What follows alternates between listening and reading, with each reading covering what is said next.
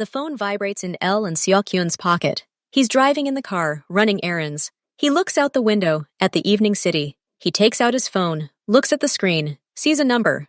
Just numbers. But he recognizes these numbers immediately. It's his ex-wife's number, Chon Haran. They didn't speak for 8 months.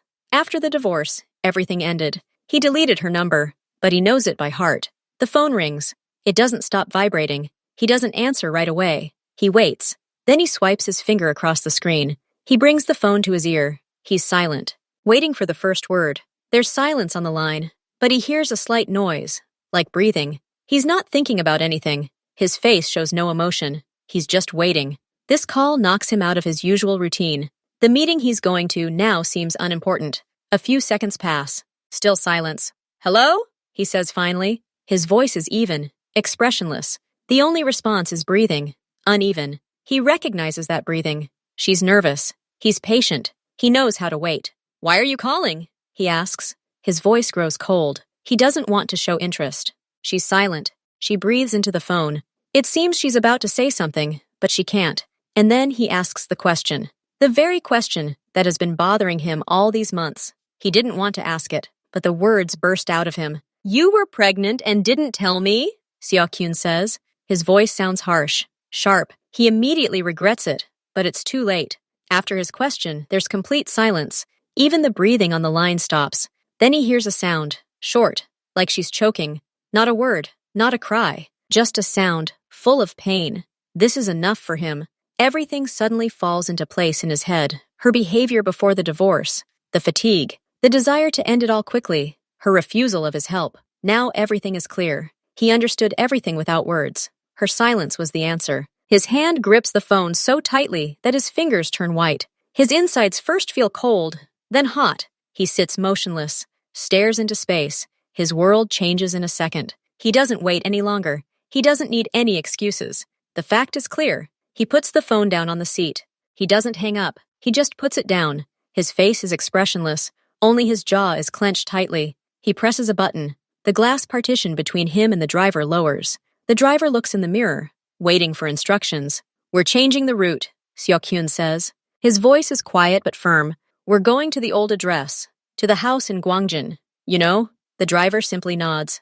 "Got it, boss." The car smoothly changes lanes. It turns at the intersection. Now they're not going to a business meeting. All plans are canceled. The decision was made quickly. He didn't even think about it. His body and mind demanded one thing, to see everything with his own eyes, to understand what she was hiding. He looks out the window, but doesn't see the streets. Her face on the day of the divorce is before his eyes, calm, closed. And that quiet sigh on the phone that turned everything upside down. The car stops at a familiar entrance. Lee Seok-hyun steps out alone. He looks at the windows on the 5th floor. A light is on in one of them. He knows it's the kitchen window. He doesn't call the elevator. He takes the stairs. His footsteps echo loudly in the concrete shaft. On each flight, he passes familiar doors, familiar signs with apartment numbers. Nothing has changed here in 8 months. He approaches her door, apartment 504. The sign is the same. He doesn't ring the doorbell right away. He stands and listens. No sounds come from behind the door. His heart is beating hard, fast. It's an unusual feeling for him. He's usually calm. His pulse doesn't race even in dangerous situations. But now he feels every beat inside his chest. His hands are a little cold. He thinks about what he might see behind that door. Part of him hopes he was wrong, that her sigh on the phone meant nothing. But another, larger part already knows the truth. He raises his hand, knocks on the door with his knuckles. 3 crisp, quiet knocks. The way he always knocked when he returned home. This used to be his home. A soft sound comes from behind the door. Footsteps. They are light, quick, then a pause. Someone is looking through the peephole. Seok-hyun stands up straight, making himself visible. He's not smiling. He's not trying to look friendly. His face is just a face. Neutral, firm. A clicking sound. The lock unlocks. The door doesn't open all the way, only as far as the chain allows. In the gap between the door and the frame, he sees her face. Chon Haran. She looks different. Not much. But he notices it right away. Her face seems tired. There are light shadows under her eyes. Her hair is pulled back into a simple ponytail. She's wearing simple sweatpants and a t-shirt. He's never seen her like this. Before, she always tried to look perfect, even at home. But the main thing is her eyes. They are wide open. In them he reads pure, silent fear. like that of a person who has seen something they never expected to see. They look at each other silently across the chain. She doesn't say hello. She doesn't ask what he needs. She simply watches, holding onto the edge of the door. "Open the door, Karen," he says finally. His voice is low, emotionless. Not an order, but not a request either. A statement. She moves her hand slowly, as if in slow motion. She removes the chain. She opens the door completely. She steps back to let him pass. He steps over the threshold. The smell of the apartment hits his nose. It's different, not what it was before. Before it smelled of her perfume, his cologne, coffee. Now it smells of something milky, clean, fresh, and something elusive, childish. He finds himself in a small hallway. She closes the door behind him. The click of the lock seems very loud. They stand in the cramped space of the hallway. Less than a meter separates them, but the distance seems enormous. She is on her own turf. He is an uninvited guest. He looks at her. She looks at the floor. The air is heavy with unspoken words. 8 months of separation hang between them like a thick, invisible wall. Here, in this apartment, time stopped on the day he left, and then took some other path, unknown to him. He doesn't know what to say first. "How are you?" is funny. "Why did you lie?" He almost knows the answer. He just stands there, waiting for this icy silence to break. His gaze slides past her, into the apartment, into the living room, and there he sees it. A formal sofa and a glass table used to stand against the wall. Now the sofa is covered with a large, light-colored fabric. A soft pink blanket, folded into a square, rests on it. Nearby on the floor lies a playmat with brightly colored arches and hanging toys. There are no magazines on the coffee table. Instead, there are packages of wet wipes, a small bottle, and a small box of baby powder. Seok-hyun looks away. He sees a clothesline in the corner of the room. It's not her clothes drying there, not his old t-shirts, which she probably threw out long ago. There are tiny onesies hanging there, socks the size of his palm, and tiny sweaters. This simple, everyday detail changes everything completely. There are no more doubts. A child lives here. His child. This thought, once abstract and distant, suddenly becomes tangible, solid, and real. At Karen again. She watches him. She sees how his eyes linger on every detail. She makes no attempt to hide anything. It's too late. "Where is he?" Seok-hyun hears his own voice. It sounds hoarse, alien. She's silent for a few seconds. She looks at him, then her gaze drops. "She," Karen quietly corrects. "She's sleeping." That one word, "she," drops into the silence of the hallway like a stone into water. It creates ripples that spread out and change everything. A chain instantly forms in his head. Pregnancy, child, girl. Before, there was only the fact of pregnancy. Now there's gender. Now there's her. Specific, real. His world, already shattered by the phone call, is now completely upended. All his pillars, business, power, control, collapse in an instant. All that remains is that one little word and the silence of the apartment where his daughter sleeps. He didn't even know he wanted a daughter. Now he knows she exists. He nods. He just nods, because he can't get a word out. The lump in his throat is making it difficult, but after the shock comes another feeling. It rises from deep within, cold and heavy. It's rage. Not hot, but icy. The kind that freezes everything inside. He takes a step forward, not to get closer to her, but because his body is tense. His voice, when he finally speaks, is unnaturally quiet, dangerously quiet. 8 months, he says, enunciating each word. 8 months you knew. 8 months I suspected nothing. You gave birth to our child and didn't even bother to tell me. He doesn't scream. He hisses. His eyes darken. All his usual restraint now works to contain the storm inside. He feels cheated, humiliated. He missed the most important thing. Her pregnancy, the birth, the first months of his child's life. He was deprived of this choice. He was deprived of this time. You had no right, he adds, and in these words is all his pain and all his strength clenched into a fist. Karen takes a step back, not out of fear, but to create distance. Her own eyes light up in response. There's no fear of his anger in them. There's weariness in them and a truth of their own. I had every right. Her voice, also quiet but firm. What right should I have given you? The right to bring this world into her life? She hugs herself protectively. Your world is your middle-of-the-night calls. Your business meetings that you'd return from with empty eyes. Your people at the entrance. I didn't want my child to breathe that air. I didn't want him to grow up in fear like I did this past year. I didn't want his father to be a shadow that comes and goes. I wanted to protect him, her, from all of this, even if that meant protecting him from you. Her words hit home. Seok-hyun freezes. His anger still simmers, but now cracks of doubt are appearing within it. He recalls the last months of their marriage. Yes, he was consumed by business, a huge conflict over territory, constant negotiations, threats, the need to always be on guard. He came home late. He turned off his phone only in the bedroom. Even at dinner, his thoughts were there, in that cruel maelstrom. He remembers her face at the table, silent, tense. He thought she was simply tired. He promised that everything would be fine soon, that he would create a safe, peaceful future for them. He didn't see that his future was destroying their now. His world, which he had built as a fortress for his family, was in fact a battlefield into which he had unwittingly drawn her. And she, seeing this, decided to leave, taking their unborn child with her. How did you... He starts and stops. His voice is no longer as strong as it once was. How did you cope? Karen shrugs. The gesture speaks volumes. I coped. I quit my day job when my belly became visible.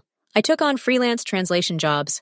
My sister came for the first 2 weeks after I returned from the hospital. Then I was alone. I read books, watched videos, studied. She speaks evenly, without trembling. She simply lists the facts. Morning sickness, back pain, choosing a stroller based on online reviews, the fear of the first cry in the night. There are no complaints in her story. There is only the hard, daily work she did in complete silence and solitude, without his support, without his money, without his participation. Seok-hyun listens. His anger finally cools, leaving behind a feeling of vast, icy emptiness and shame. Why did you even decide to leave her? He asks. The question blurts out. If it was so complicated, if you were so scared, if I was such a problem. Karen looks straight at him.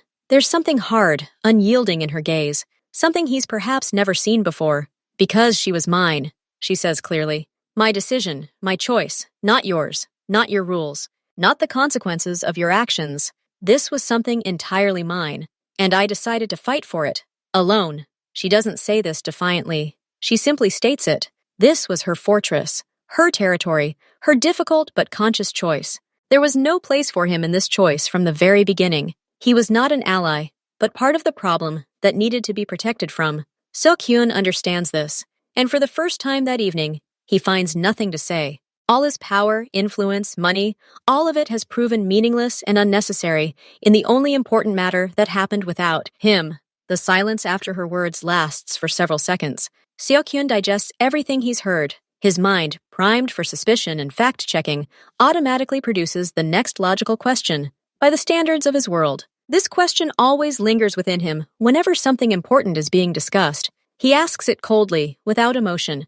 Are you sure? He says, his voice smooth as a blade again. That this is my child? The air in the cramped hallway seems to freeze. Karen freezes. She looks at him, and at first, pure bewilderment appears in her eyes, as if she didn't understand the question. Then the bewilderment gives way to something sharp and bright. Resentment. Bitterness. Her face grows even darker. She doesn't look away. She doesn't lower her head. On the contrary, her chin lifts slightly. She looks him straight in the eyes, more directly than she's perhaps ever looked before. Yes, Lee Seok-hyun, she says quietly, but very clearly. Every word is enunciated. I am absolutely certain. You were the last. There was no one after you, ever, not even close. She doesn't scream. She doesn't cry. She simply speaks the truth. And there's such bitter certainty in that truth that Seok-hyun has no doubt left. The cynical part of his brain retreats. He believes her, immediately and unconditionally, perhaps because he sees the pain in her eyes, perhaps because he knows her. He used to know. She couldn't lie about important things. Her lies were in her silences, not in her words. And now her words ring so pure that arguing with them is pointless. He nods silently, just once. This nod means, okay, I believe. All his anger, all his tension sinks deep. All that remains is a strange emptiness and the realization that he has a daughter. He looks at Karen. His gaze is different now. There's no longer any accusation in it. There's something uncertain, almost lost. He exhales slowly. The air comes out heavily. Show me her, he says. His voice is now simply quiet. There's weariness in it and a new alien note, almost a request. Please. He adds this please almost inaudibly. He hasn't asked for a long time. He used to command or offer conditions. Now he asks. Karen looks at him for a moment longer, as if assessing him. He sees that the anger has passed. He sees this unusual vulnerability in his posture. She doesn't say yes or no. She simply turns slowly and walks down the short corridor deeper into the apartment. He follows her, one step behind. She approaches the closed door. She stops, reaches for the handle. She looks at him again, as if giving him one last chance to change his mind. He stands motionless, waiting. Karen silently opens the door. The room is dark, lit only by a small nightlight in the corner. It casts a soft, warm light. Seok-hyun pauses at the threshold. He sees a small crib against the wall. His gaze is immediately drawn to it. In a crib, under a light blanket, lies a child. Small, very small. He can only see its outline. A tiny body, a round head. He takes a silent step into the room. He comes closer. Now he sees all the details. Her face, so tiny. Plump cheeks, perfectly straight, dark eyelashes lying on the skin. A small nose, a half-open mouth. She sleeps deeply, her breathing quiet and even. She touches her cheek with one hand, a fist the size of a walnut. Seok-hyun doesn't breathe. He just watches. His mind, usually filled with plans, numbers, names, threats, becomes completely empty and silent. There are no thoughts. There is only this spectacle. He's never seen anything like it. It's unlike anything he's ever seen. This fragile, defenseless creature paralyzes him. He's afraid to move, lest he disturb this silence, this calm. A feeling he can't name arises in his chest. It's huge, heavy, and warm all at once. It squeezes his throat. He stands like that for maybe a minute, maybe two, not moving. Her name is Hana, Karen whispers from behind. She doesn't enter this room, leaving him alone with this discovery. Hana, he nods, not taking his eyes off the sleeping girl. Hana. Now this new, enormous feeling in his heart has a name. Seok-hyun continues to stand by the crib. He still can't move. The feeling that arose in his chest when he first saw Hana hasn't gone away. It only intensifies.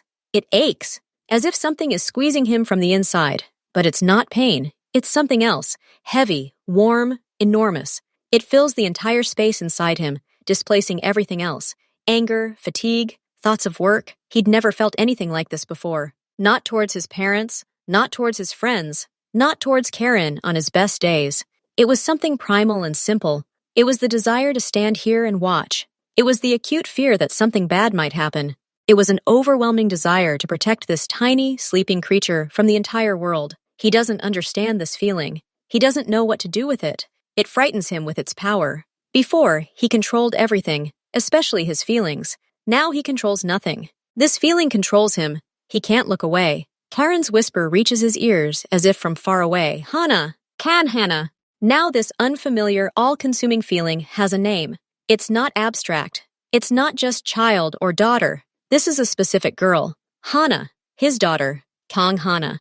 The name makes everything even more real, even more poignant. He repeats it in his mind. Hana. A simple, beautiful name. Now it's the most important word in his world. He finally tears his gaze away from the sleeping girl and slowly turns to Karen. He nods. Again. No words are needed. He has heard. He has accepted the name. It is forever imprinted in his memory. He takes a step back from the crib, then another. It's hard for him to move, but he knows he can't stand here all night. He takes one last look at Hana and quietly leaves the room. Karen closes the door behind him, just as silently. They go into the kitchen. The light is brighter here. He sits down at the table he once chose himself. The chair creaks under his weight. Karen remains standing. She leans against the countertop, keeping her distance. Tension rises between them again, but this time it's of a different kind. It's not hostile. It's awkward, full of unspoken thoughts. Seok-hyun looks at his hands, resting on the table. Then he looks up at her. "You need money," he says. His voice is businesslike again, but it's not as harsh as before. It's a statement of fact, as he sees it. A good clinic for observation. A nanny so you can rest. Anything. He says it almost like an order. That's how he's used to solving problems. He sees a problem. He offers the resources to solve it. For him, it's simple. He has the money. She has the need. It's logical. Karen is silent. She looks at him, her face expressionless. "I'm not begging, Lee Seok-hyun," she says finally, her voice filled with tired irritation. "This isn't begging," he quickly retorts. His jaw tenses. "It's my duty, my responsibility. I have to provide for my daughter." For him, it's a matter of principle. Black and white. He's a father. He's obligated to give money. It's a way to somehow make up for those 8 months when he knew nothing, when he wasn't there. Money is what he gives best. It's his language of care, the only one he knows. Karen shakes her head. Her movement is decisive. "No. Thank you, but no. She straightens up. I've gone back to work. I take projects home. My money is enough for rent, food, everything she needs. She says this firmly, with dignity. I don't want your money. I don't want to be indebted to you. I want to know that I can handle it myself, that my daughter and I don't depend on anyone. Especially not on you, her words cut. Especially from you. She wants independence for a reason. She wants independence from him, from his world, from his influence, from his toxic care that used to look like control. She wants to be in charge of their lives herself. This is her fortress, built alone, and she has no intention of opening the gates. Seo-kyun sees this firmness. The old him might have started to push. Now he understands that it won't work. She's not the girl he once knew. She's become stronger, more stubborn. He changes tactics. He leans back in his chair, pretending to accept her refusal. Fine, he says. Your choice, but I'll leave you my personal card. Just like that. In case of emergency, he sees her about to object and raises his hand to stop her. If you refuse the card, he continues calmly, but leaving no room for argument, I'll simply open an account in Hannah's name.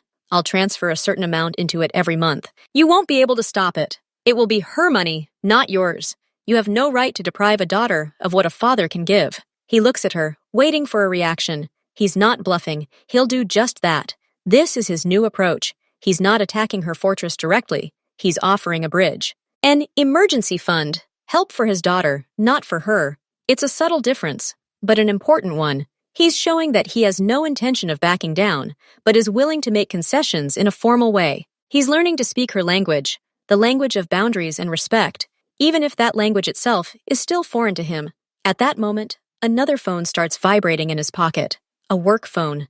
The vibration is insistent, sharp. It cuts through the silence of the kitchen like a knife. All the tension between them instantly breaks. Seok-hyun's face changes. It becomes smooth, stony, without a single emotion.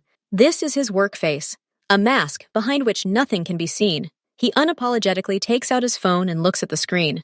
A certain name is lit up on it. Not his boss, not his friend. It's connected to matters he's never discussed with Karen. I need to answer, he tells her, already lifting the phone to his ear. His voice is back to how she remembers it. Cold, distant, full of authority. He turns to the window. Yes, he says into the phone. He listens for a few seconds. His back tenses. When? I see. Where is Mino now? Good. Hold still until I call. Awaiting details. The conversation is short. He doesn't ask unnecessary questions. He gives brief instructions. He hangs up. He turns to Karen. Now he looks like a completely different person. A person from the world she just spoke of. There's no anger in his eyes, but a cold, focused calculation. Reality has caught up with him and rudely reminded him of itself right here in her kitchen. I have to go, he says. His voice leaves no room for argument. He's already moving toward the hallway, his movements quick and precise. Karine follows him silently. She sees this change and realizes that everything she's been saying is true. His world isn't just long hours. It's the phone calls that make his face harden. It's the orders he gives in a quiet, dangerous voice. He stops at the threshold and turns. His gaze slides past her, toward the hallway where Hannah sleeps. Then he looks directly at Karen. Lock the door. Don't take off the chain. Don't open the door to anyone after 9 o'clock, even if they say it's from a courier service. Don't order anything delivered to your home. If you see strangers on the landing, call me immediately on this number. He quickly tears a sheet of paper from the notebook lying on the cabinet by the door and writes down a number. Not his work number, a different one. Always check the peephole. I'll call tomorrow. He doesn't ask if she understands. He speaks instructions like a program. His world, that same dangerous world, has once again reached out its tentacles. Now it threatens not only him, but also what had just become most important to him. He gives her the weapon of rules, but he understands how fragile it is. The car is waiting at the entrance. Seo-kyun climbs into the back seat. The door closes with a dull thud. To the office, he says curtly to the driver. The car starts moving. He doesn't look out the window at her floor. He looks straight ahead, but doesn't see the street. Two images stand before his eyes. The first is Karen's face, full of tired determination. The second is Hannah's tiny face in the light of the nightlight. The call was about problems, a conflict over territory, dissatisfaction between partners. Previously, his reaction would have been immediate and harsh. He would have started planning a response, a show of force. Now he's thinking about something else. He's thinking that if he escalates, his enemies might strike not at him, but at what's important to him. and that important is currently sleeping in a crib in his ex-wife's apartment. It's not a business asset. It can't be protected by threats or people at the entrance. It's fragile. He makes a decision, lightning fast, as always. Cancel, he tells the driver. Take me home. He stares into the dark glass, reflecting his own stony face. Everything has to change, he thinks. He can't simply give Karen instructions. He must change the source of the danger. He needs to become calmer, less visible. He needs to distance himself from the hottest spots. Shift his business to a quieter, more legal channel. It will take time. It will cost money and influence. But the image of Hannah sleeping makes any other choice impossible. He's willing to pay any price to keep his daughter from breathing this air of fear. He's just realized Karen was right, and now he must fix it. Not with words, but with actions. 3 days pass. Karine doesn't call the number she left. She follows the rules, locks the doors, doesn't open the door to anyone after 9. On the morning of the 4th day, she leaves her apartment and sees a box at the door. Large, but not heavy. There are no courier logos on it, only her name and address, handwritten in a neat, impersonal script. She carefully places the box inside and opens it. Inside is a modern, sophisticated convertible stroller, an expensive model she'd been eyeing online for a while but couldn't afford. In the stroller's pocket is an envelope. It contains only a receipt and a warranty card. No notes, no signatures. Karen stands and looks at the stroller. She feels a mixture of emotions. Irritation. She doesn't need his handouts. Gratitude. Her old stroller really is falling apart. And fear. So he knows where she lives. Of course he does. But it also means he's thinking about them. He didn't just give an order and forget about it. 2 days later, a new package arrives. High-quality premium formula. Hard to find in regular stores. Then comes a large package of good diapers. She never sees the courier. The boxes just appear. She knows who it is. She resents his insistence, his way of using money to solve everything. But she uses the stroller. She tries the formula. Hannah eats it with gusto. Karen silently stacks the empty boxes, feeling a debt she so didn't want, and at the same time realizing that these things truly make her life easier. His care is quiet, anonymous, and intrusive. She doesn't know how to feel about it. Another week passes. The weather is fine. Karen decides to take Hannah for a long walk for the first time in the large park near their home. The new stroller rolls easily along the paths. Hannah is awake, looking around. Karen chooses a quiet alley off the main paths. She sits down on a bench to straighten her blanket. She raises her head and freezes.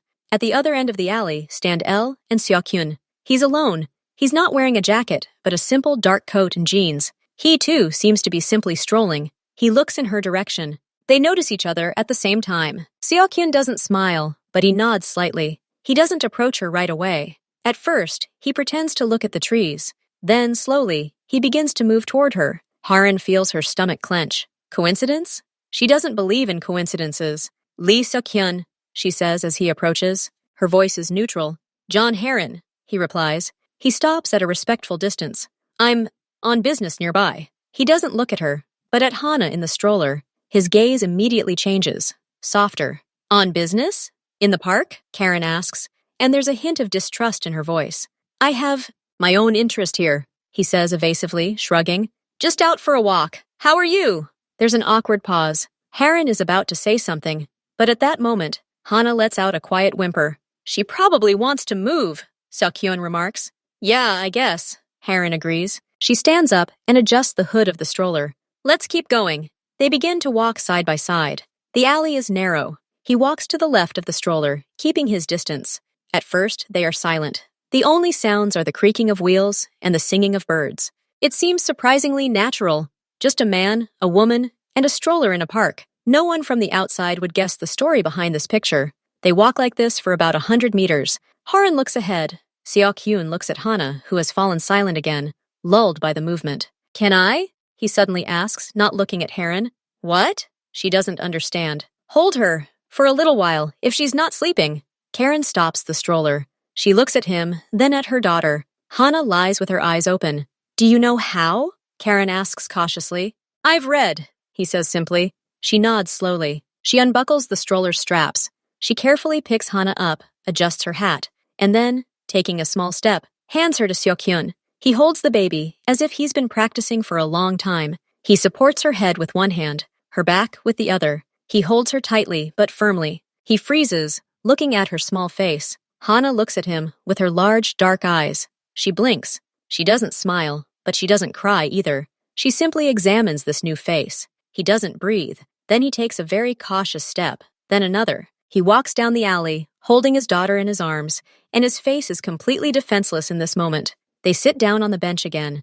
Now Haran is holding Hana, and Seokhyun is sitting next to her, but not too close. "Why are you doing all this, Seokhyun?" Haran asks quietly. She looks not at him, but at the trees. "Strollers, formula, these chance encounters. What do you want?" She turns her head and looks him straight in the eye. There's no anger in her gaze, only a tired wariness. "Do you want to take her?" She asks the most terrifying question for herself. "Use your money, your lawyers? I won't allow it. I'll fight to the end." Her voice trembles, but she speaks firmly. This is her greatest fear, that all his actions are just preparation for a custody battle, that he sees Khan as property that was taken from him. Seokhyun listens to her. His face is serious. He doesn't look away. "No," he says simply and clearly. "I don't want to take her away from you. Ever." He pauses, collecting his thoughts. He finds it difficult to find the words. He's used to commanding, not explaining. I realize now that you were right then. My world was the wrong place for a child. And I was the wrong person." He looks at his hands. "I can't change the past. I can't bring back those 8 months." He looks up at her. "But I can try to change the future. I want her to have everything, but not like before, not with money from afar." He takes a deep breath. "I want to be a father, a real one, not on paper, not like an ATM. I want to know how she grows. I want to be there if she falls.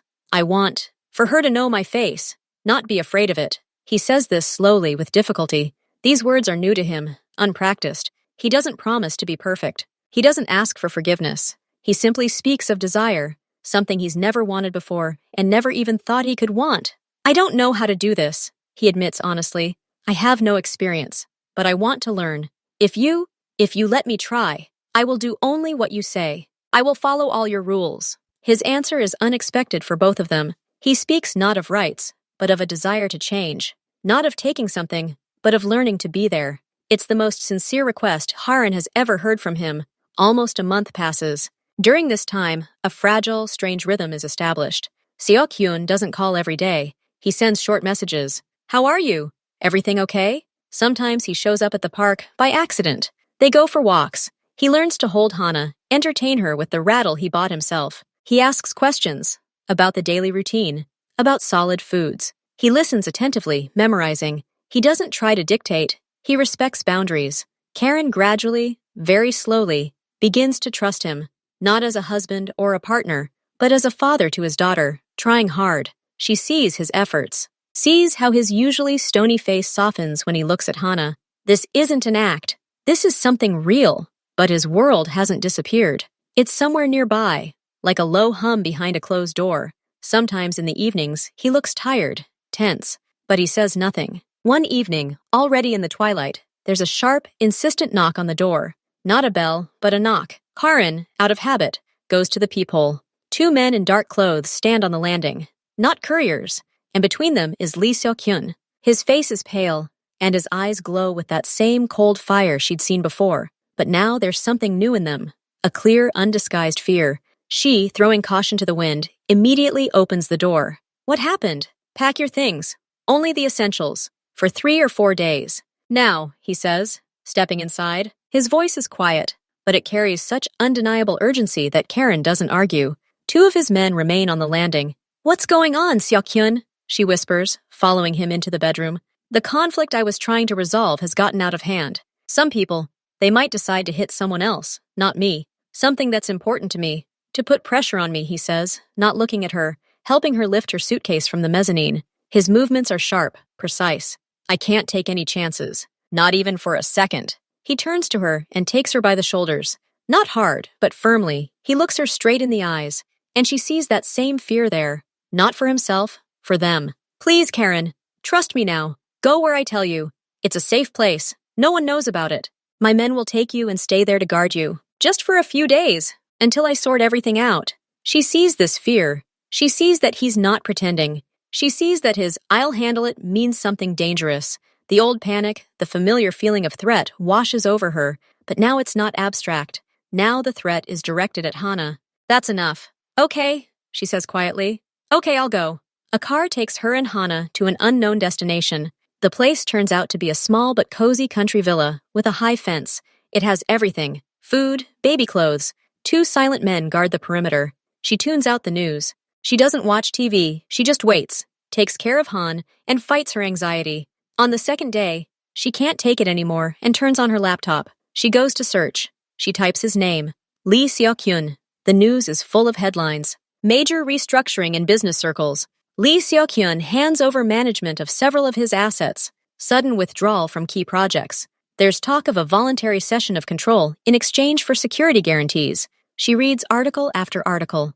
In dry language, they describe the collapse of an empire. His empire. He's not simply settling the conflict. He's paying for their safety with his power, his position, his influence. He's giving away what he spent years building, probably giving it to his enemies. He's cutting to the quick, cutting off everything that could attract danger. The price is his reputation as king, his strength, his life's work. He's buying their peace and quiet with this enormous, unimaginable sacrifice. He doesn't call for 3 days. On the 4th day, a short message arrives.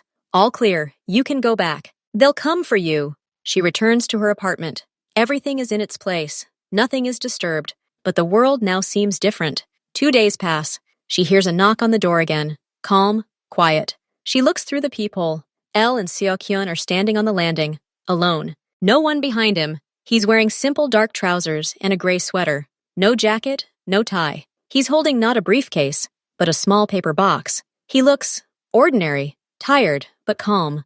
The tense energy that always swirled around him, like a force field, is gone. He looks simpler, and younger perhaps. She opens the door, not wide. They stand facing each other, just like that first evening. But now everything is different. Hello, he says. Hello. He makes a slight movement with the box. This is some pear puree. They say it's okay to try it at this age. And one more toy, a silent one, so it doesn't interfere with sleep. She nods, stepping back to let him in. He comes in and places the box on the nightstand. How's Hana? He asks, his gaze immediately moving toward the hallway. She's asleep, everything's fine. There's a pause. He stands in the middle of the hallway, as if he doesn't know what to do next. I saw the news, Karen says quietly. He shrugs. It was necessary. You gave everything. Not everything. He looks at her. The main thing is here. He takes a step closer, but not too much. The conflict is resolved. The way I resolved it guarantees that you will not be disturbed again. My activities will now be quiet, very legal, and very boring. He tries to smile, but it comes out uncertainly. I have a lot of free time now. He falls silent, collecting his thoughts. I'm not the same person I was before. Or rather, I'm the same, but I've taken off that armor, that way of life. He searches for the words. I'm not asking for anything in return. I'm not asking for forgiveness. You were right about everything. I understand that completely now. He takes a deep breath. I want to be a father to Hana. A real father, not on credit, not on a schedule. I want to be there. If you let me, I'll come when you say, go when you say. I want to just be in her life. And maybe, he pauses, maybe someday, if you can, we can be not enemies to her, but just parents who get along. He says this not as a request, but as a hope, as a statement of his desire. There's no longer the same confidence in his eyes, but there's a firm determination. He's burned the bridges to his past. He stands on the threshold of a new future, and he has no plan other than one: to be here. Karen looks at him. She sees this new, unusually simple man before her. She sees the box of baby food. She remembers his fear that evening when he sent them away. She thinks of the news headlines. She doesn't say yes. She doesn't say, I forgive you. She doesn't know what will happen next. But she steps aside, leaving more space between herself and the living room door.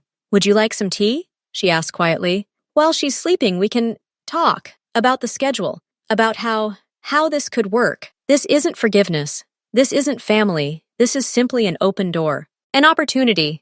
The first, very cautious step toward a new beginning. Not for them as a couple, but for them as Hana's parents. And for him, as a man who had just been reborn, having paid for this birth with everything he had. He nods slowly. Yes. Tea would be nice. And he goes into the living room, into this quiet house, where now perhaps there will be a small but important place for him too. They're sitting in the kitchen. The tea is cooling in their cups. Seok-hyun sits up straight, his posture still betraying his habit of restraint, but his hands are resting loosely on the table, not clenched into fists. So, Karen begins, looking at his cup. Schedule. Yes, he nods. I'm free. I have a lot of free time right now, so I can accommodate your schedule. He says your schedule, not yours.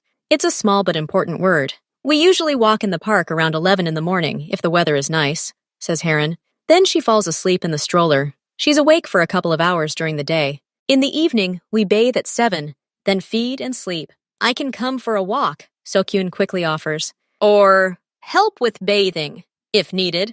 I read that you need to support the head. Karen looks at him. I read. The words sound strange coming from him, but sincere. Let's start with walks, she says carefully. 3 times a week. Tuesday, Thursday, Saturday. At 11 by the monument to the fountain in that park. Okay. He nods, as if receiving an important order. Tuesday, Thursday, Saturday. I'll be there. Silence falls. The clock on the wall can be heard ticking. And what about your business? Karen asks finally. Did you really leave everything behind? Not everything. I left a few legitimate businesses, a small office, a car dealership, 2 restaurants. Everything is up front, with accountants and taxes. He shrugs. Boring, but peaceful. No late-night calls, no sudden trips. He says this without regret, as if it were a fact. And your people?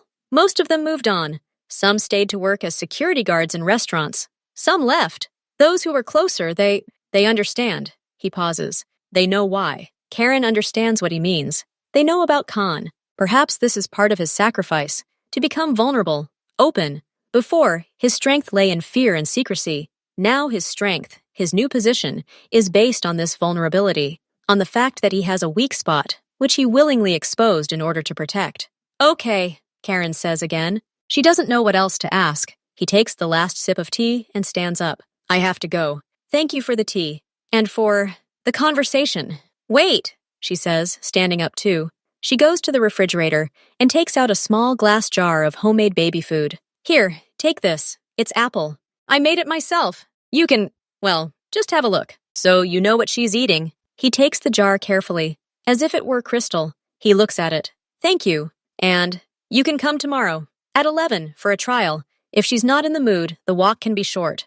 I understand. He nods. His eyes brighten. It's almost like a smile. Tomorrow. At 11. I'll be there. He leaves. Karen stands in the kitchen, listening to his footsteps fade away on the stairs. She feels a strange calm. The fear that had been ingrained in her for all these months has slowly begun to recede. It has been replaced by wary curiosity. The schedule works. Tuesday, Thursday, Saturday. Seokhyun arrives punctually. He's learned how to assemble and disassemble the stroller. He knows Hana loves looking at leaves, so he always walks along the maple alley. He bought her a soft cloth book and brings it on every walk. He doesn't try to impose himself on Heron. He's focused on his daughter. One Thursday, Hana is being especially fussy. She's teething. She's crying in the stroller, won't calm down. Haran is ready to turn back. Can I try? Seokhyun asks quietly. Haran, tired and confused, nods. He picks Hana up, but doesn't rock her like he usually does. He gently presses her against his shoulder, so that her cheek rests on the soft fabric of his sweater, and begins to walk slowly, very evenly, along the narrow path between the bushes. He doesn't rock her. He just walks. A steady rhythm to his steps. Deep, calm breathing. He hums something very quietly. Not a melody, just a monotonous, low hum. After 5 minutes, Hana falls silent. Her breathing becomes even. She falls asleep. How did you do that? Heron whispers in surprise. I was just walking. Seokhyun shrugs just as quietly. He doesn't look at her triumphantly. He simply carefully places his sleeping daughter back in the stroller. She seems to like the rhythm. At that moment, Karen sees him neither as an ex-husband nor as a mafia boss. She simply sees a father who has found his own way to calm his child. 2 weeks later, the first real challenge occurs. Karina has a migraine, a severe one. She can't get out of bed. Her head is splitting, and Hana has woken up and demands attention. The nanny is gone. Her sister is far away. In a panic, she dials his number, the emergency one. He picks up on the first ring. Hello? Seokhyun, I feel bad. I can't get up. Hana's crying, her voice trembling with pain and helplessness. I'm coming. In 15 minutes. Don't lock the door. He arrives even faster. He enters the apartment and quickly assesses the situation. Karan is lying in the bedroom, his face buried in the pillow. Where's the first aid kit? What pills can I take? He asks in a businesslike tone, but without panic. In the bathroom. Top shelf. Paracetamol. she groans. He brings her a pill and water. Then he goes to Hana. Karen hears him talking to her in a low, calm voice. Hears him preparing the mixture. Then silence. She falls asleep, overcome by pain and the pill. She wakes up 3 hours later. The apartment is quiet. Her head no longer hurts, only weakness. She goes out into the living room. Seok-hyun is sitting in the chair. He's also asleep. His head is thrown back, and on his chest, covered by his large palm, Hana is asleep. She's nestled there, her cheek pressed against his sweater. Both are breathing slowly and evenly. Karen stops in the doorway and simply stares. His heart tightens with something warm and sharp at the same time. This isn't love, it's something else. Deep recognition, trust, gratitude. He wakes up from her gaze, slowly opens his eyes. He sees her, carefully, so as not to wake Hana. He checks if everything is okay. How's your headache? It's gone, thank you. She ate, we played a little, then she fell asleep like this, he explains quietly, as if giving a report. I see. Thank you, Seok-hyun. Very much. He carefully stands up, holding Hana, and transfers her to the crib. He returns to the living room. You need to rest some more. I can stay here, sit here on the couch, in case she wakes up, or if you get sick again. Haran looks at him, at this new Seok-hyun, who comes at the first call, who knows how to calm a child, who sleeps in a chair, guarding his daughter's sleep, who offers to stay on the couch, clearly setting boundaries. Stay, she says. Please, I'll sleep better. He nods. Okay, I'll be here. They see each other more often now, not just on a schedule. Sometimes he brings groceries, not fancy sets, but specific things she asks for, or things he's noticed she likes. He fixes a broken shelf in the bathroom. He changes a light bulb in the hallway. They rarely talk about the past. They talk about Hana, about her new skills, about the solids she's tried. Seok-hyun keeps notes on her phone. Doesn't like zucchini, loves pear. On October 15th, she rolled over from her back onto her stomach for the first time. One evening, as he's leaving, Haran stops him at the door. Seok-hyun, really? Next Saturday, we have our first appointment at the clinic for a routine checkup, at 9 in the morning. There are a lot of people there. A line. She hesitates. Would you like to come with us? Maybe help with the stroller? With the paperwork? He freezes. This is the first time she's invited him to anything outside of their walks, to a formal social event, to go to the clinic as a father. Yes, he says immediately, too quickly, then more quietly. Of course, I'll be there at 8:30. I'll help you get ready. He proves indispensable at the clinic. He carries the heavy bag of things. He deftly maneuvers the wheelchair through the narrow corridors. He fills out paperwork in his precise handwriting. When the doctor asks about hereditary diseases, he answers clearly, on my father's side, no. He holds Hana while the doctor examines her, and to Karen's surprise, she doesn't cry in his arms. When they exit, he silently hands her a bottle of water. Thank you, Karen says. You did well. It was an important mission, he answers seriously, and a slight, almost invisible spark appears in the corner of his eye. Almost a joke. Karen laughs for the first time in a long time. Sincerely, he looks at her and slowly smiles back. It's not a wide smile. It's just a softening of his entire face, and that's enough. That evening, when he leaves, she says, come over tomorrow. Not for a walk, just to visit. I can bake that kimbap you used to love. He looks at her, and his eyes say more than any words. I'll be there, he says. Definitely. The door closes. Karen leans against it. She no longer feels anxiety. She feels peace. Complex, imperfect, but real. She has a daughter who is growing up healthy, and there is a man who, having made terrible mistakes, found the strength to break everything and start over. For her, not for the sake of reconciliation with his wife, but for the right to call himself a father. They're not a family in the traditional sense. They're two banks of the same river named Hana. And now there's a strong, reliable bridge between them, built not out of force and fear, but out of quiet walks, timely mashed potatoes, the ability to soothe cries, and a willingness to be there when things are tough. This is his new beginning. And hers too. They didn't start with a clean slate. Too much had been written on the old one, but they began a new chapter, and they wrote it together, in simple, understandable words, without metaphors, just day after day, step by step. He arrives the next day at 6 sharp, not empty-handed. In one hand, he holds a box of expensive teas that he remembers she loved. The other is a large, soft toy, a teddy bear, almost as tall as Hana. This is for her in the future, he says, handing over the toy a little awkwardly. She won't appreciate these yet. Karen smiles, but accepts the gift. But thank you. Come in. The smell of cooking fills the apartment. Everything is ready. Hana is awake, sitting in her lounge chair in the kitchen, watching. Seok-hyun immediately approaches her, says hello, and touches her small hand. She grabs his finger. This has become their ritual. They sit down at the table. They eat in silence for a while. Memories come flooding back. They've eaten this kimbap together hundreds of times, at different times in their lives. But now it's different. It's delicious, Seok-hyun finally says. Just like before. Thank you. They fall silent again. The sound of their instruments seems loud. How are your new affairs? Karen asks cautiously.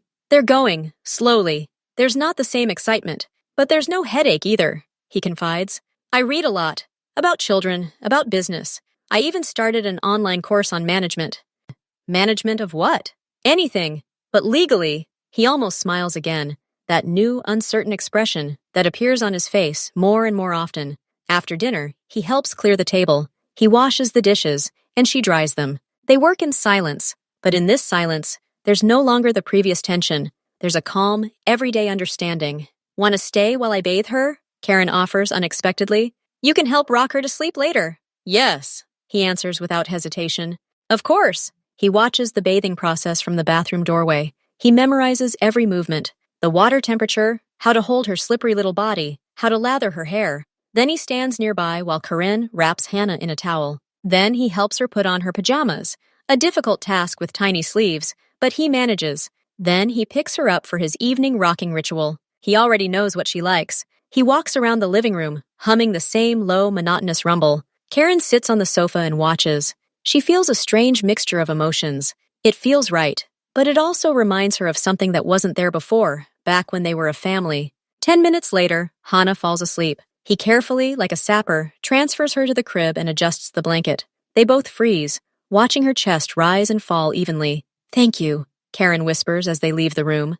Always, he replies just as quietly. He stays for another hour. They drink tea in this kitchen and talk about her. Only about her. Her new sounds. Her attempts to crawl. Her favorite toy. This is safe territory, shared and important for both of them. When he leaves, he says, if you allow me, I could come more often. Not just on schedule. 2. To help around the house. Fix what's broken. Carry heavy bags. Yes, Karen says. I think that would be good. Thus begins their new informal routine. He shows up 2 or 3 times a week. Sometimes during the day, sometimes in the evening. He fixes a leaky faucet. He hangs a shelf for children's books. He brings a new, more convenient clothes dryer. He doesn't ask permission to make major purchases. He simply offers gently, I saw your old dryer is wobbly. Can I buy a new one? It's safer. And after a brief pause, she agrees. He also becomes a sleep expert. He discovers that Hannah sleeps better with a specific white noise sound from an app on his phone. He downloads the app and now always turns it on when he puts her to bed. He notices the first signs of fatigue in the child before Karen does. One day when he comes, Karen looks especially exhausted. Hannah hadn't slept well the night before and had been cranky all day. Go lie down, he says simply. I'll take her for a walk, then feed her and put her to bed. Just rest for an hour. Are you sure? I can handle it. I have a super app, he says, holding up his phone, and that same sparkle flashes in his eyes. Karen, unable to resist fatigue, agrees. She lies down in the bedroom and falls into a deep, instant sleep. She wakes 2 hours later. The apartment is quiet. She goes out into the living room. Seok-hyun is sitting on the floor, leaning against the couch. Hannah is sitting beside him with her legs apart, her back to his stomach. Brightly colored blocks are laid out in front of them. He slowly, patiently stacks one block on top of the other, building a tower. Hannah watches, mesmerized. Then, with a delighted babble, knocks it over with her hand. He doesn't get annoyed. He simply starts building again. Here we go, he says evenly.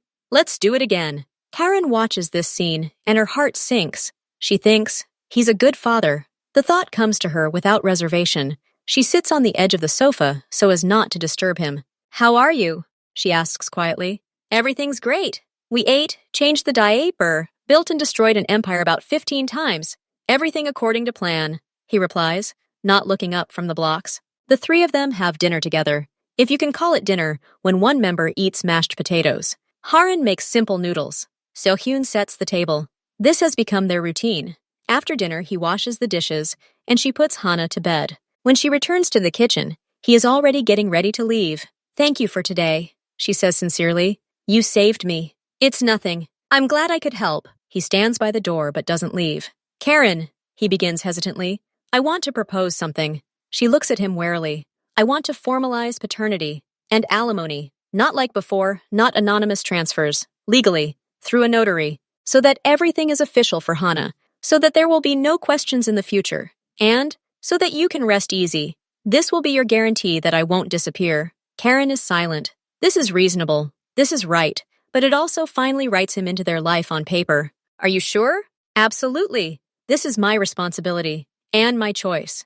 Okay, she says after a pause. Let's do it. The process takes a couple of weeks. He finds a calm, middle-aged notary and asks a minimum of questions. Everything proceeds quietly, without emotion. They sign the papers in his quiet office. He is now Kang Hana's legal father.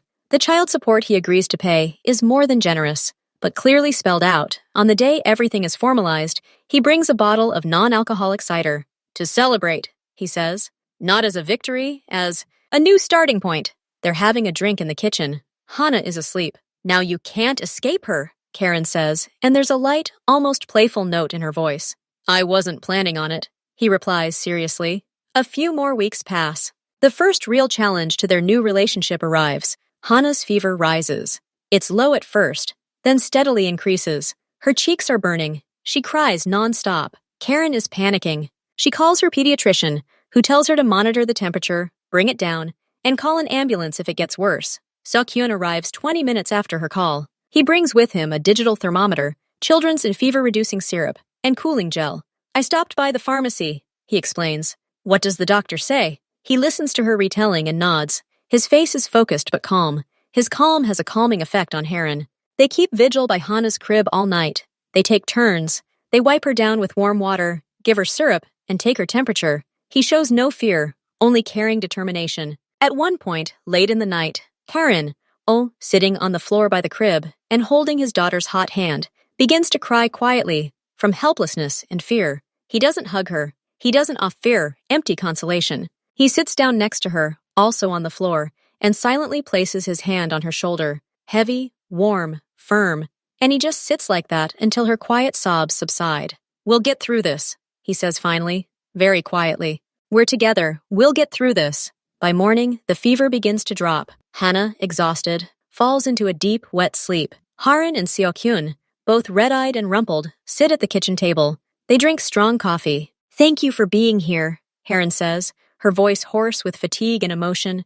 Where else would I be? He replies simply. And in that moment, she realizes it's true. There's no other place for him to be anymore. His center of gravity has shifted. Now he's here, in this small apartment, with this girl, and with her. After that night, something changes. The boundaries become even more fluid. He can now drop by without calling if he knows they're home. He has his own cup in the kitchen. He knows where the clean towels are and what kind of yogurt she likes for breakfast. He still goes to sleep in his room. They are not husband and wife. They are allies. Parents. A team. One evening, as he's leaving, Hana, who's already started crawling, crawls up to him and grabs his pant leg, refusing to let go. She babbles and looks at him with wide eyes. He freezes, then very carefully pries her tiny fingers away and squats down in front of her. Tomorrow, baby, he tells her softly. Daddy's coming tomorrow. He definitely will. He says, Daddy, out loud. For the first time, Karen hears it and freezes at the door. He looks up at her, as if apologizing. She doesn't understand yet, Karen says, and for some reason her voice trembles. But I understand, he answers quietly, and it's important to me. After he leaves, Karen picks Hana up, goes to the window, and watches his car drive away. She thinks about how everything has changed. He kept every word. He's changed. He's become a father, a real one. She doesn't know what the future holds. She doesn't think about bringing back the past. It's burned to the ground. But she looks at the present and sees that it's solid, reliable, built not on passion or empty promises, but on responsibility, care, and small daily actions. They are writing their history anew. And the first chapters of this new book have proven powerful and honest, and that, as Karen understands, is already a great deal. Winter is coming, Hana's first winter. Seok-hyun buys her a warm jumpsuit, similar to a panda suit, and a hat with ear flaps. When he puts it on her for the first time, Haran can't help but smile. Hana, clumsy in the bulky clothes, sits on the floor and looks at her puffy sleeves in bewilderment. She's like a little astronaut, Seok-hyun remarks, squatting down next to her to zip up her jacket. You overdid it with the insulation, Heron laughs, but her eyes are warm.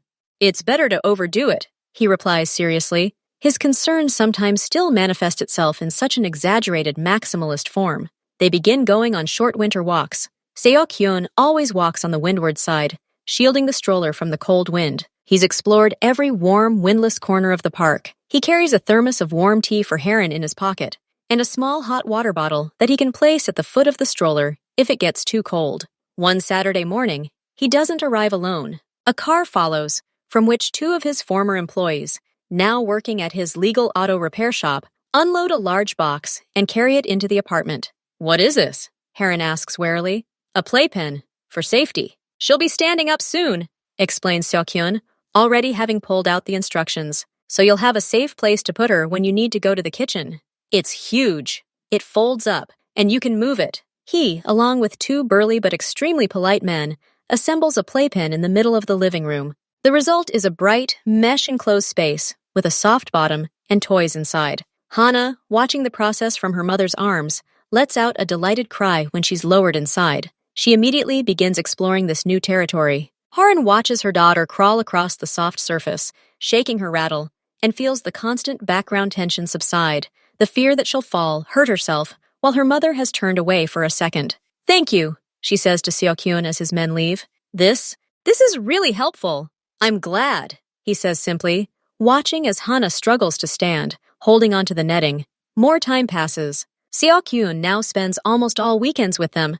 They don't plan anything grand. They go to the park, stroll along the embankment, and stop at quiet cafes with space for a stroller. He's learning to choose a table in the corner, with his back to the wall, but he does this no longer out of paranoia, but out of ingrained habit. His old life has left him scarred by instincts, but they no longer control him. He begins reading books to Hana. Not nursery rhymes, but short, simple stories. He reads in a low, even voice, and she seems to enjoy listening. She sits on his lap, pokes at the pictures, and he patiently explains, this is a cat, this is a house, this is a ball. Karen, cooking in the kitchen or simply relaxing in a chair, hears this monotonous, calm voice from the living room and feels a deep, almost painful peace. This is what she once dreamed of, but never even allowed herself to desire. This is normality, simple, real, without anxiety. On New Year's Eve, he arrives in the evening with packages. I thought we could meet him here, the three of us. If you don't mind, he says, unloading the provisions for a modest festive table, fruit, sweets, juice. And what about your business? Karen asks. Previously, on such days, he always had some obligatory meetings, banquets. My business is here, he repeats his new mantra. They spend a quiet evening. Hana falls asleep to the chimes of midnight on TV. They sit on the couch, drinking juice, watching a holiday concert. At midnight, firecrackers and salutes ring out the window. Happy New Year, Heron, Seok-hyun says, raising his glass slightly. Happy New Year, Seok-hyun. Thank you for being here. They are silent, looking at the lights outside the window. Last year brought so much pain, so much change. This new year begins with silence and a strange, fragile sense of community. Tomorrow, says Seok-hyun, if you want, we can go out of town. I've got my eye on a place. It's quiet there. There's a lake you can walk by, for the day. Let's go, Karen agrees without hesitation. She's no longer afraid of his proposals. She trusts him, not as a man from her past, but as the father of her daughter, and as a man who has proven his trustworthiness through 1,000 small actions. When he leaves in the early morning, she stands in the hallway and thinks that their story is no fairy tale. There was no instant forgiveness and no resounding happily ever after. It was hard work, working on mistakes, building something new. And this work, as she now understands, is not yet finished, but the foundation has been laid, and it is strong. It has already withstood several tests. She enters Hana's room and straightens the blanket. Her daughter is sleeping, soundly and carefree. She is safe. She is loved. She has a mother who fought for her, and a father who found the strength to be reborn for her sake. This, Karen thinks, looking at the sleeping face, is already a true miracle. And for now, this is enough for their new, quiet beginning.